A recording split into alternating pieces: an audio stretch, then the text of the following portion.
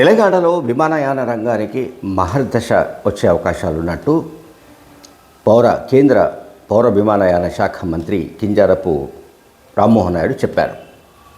తెలంగాణలో చాలా ఎయిర్పోర్ట్లు పెండింగ్లో ఉన్న మాట నిజం. అట్లాగే చాలా ఎయిర్పోర్ట్లు ప్రతిపాదిత దశలో ఉన్న మాట కూడా నిజమే.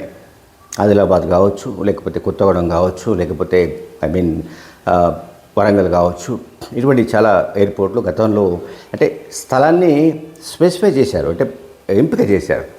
కానీ అక్కడ ఇంకా ఏ రకంగా చేయాలి అంటే గ్రౌండ్ రిపోర్ట్కు సంబంధించి ఇప్పుడు ఏ దశలో ఉంది, ఏంటి, వాటిని ఎట్లా ముందుకు తీసుకెళ్ళాలి, వీళ్ళంత త్వరగా వీటిని ఎట్లా మెటీరియలైజ్ చేయాలి అనే దానిపైన తాను కాన్సన్ట్రేట్ చేస్తున్నట్టు రామ్మోహన్ నాయుడు పదవి బాధ్యతలు చేపట్టిన తర్వాత మీడియాతో మాట్లాడుతూ చెప్పారు.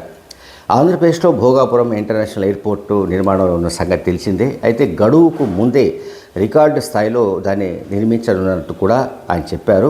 అదే సమయంలో తెలంగాణ విషయం కూడా మాట్లాడుతూ తెలంగాణ ప్రజలతో తన అనుబంధం పెంచుకునే అవకాశం లభిస్తోందని అన్నారు.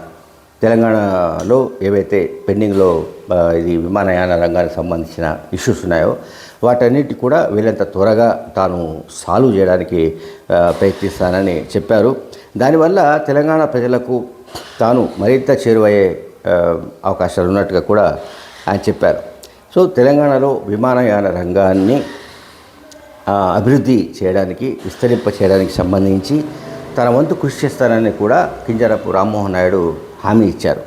నిజంగా ఇది చాలా ఇంట్రెస్టింగ్ పాయింట్స్ ఇవి. ఎందుకంటే కేవలం ఆయన ఆంధ్రప్రదేశ్ నుంచి రిప్రజెంట్ చేస్తున్నప్పటికీ కేంద్ర క్యాబినెట్లో పొరుగున ఉన్న తెలంగాణ గురించి కూడా మాట్లాడడం, తెలంగాణలో ఉన్న విమానయాన రంగ సమస్యల్ని పరిష్కరించి కొత్త ఎయిర్పోర్టుల నిర్మాణం, ఆల్రెడీ ప్రతిపాదించిన చోట ఉన్న ఇష్యూస్ వీటన్నిటిని రిజాల్వ్ చేయడానికి ఆయన పూనుకుంటానని చెప్పడం అన్నది తెలంగాణకు సంబంధించిన శుభపరిణామంగా మనం భావించవచ్చు.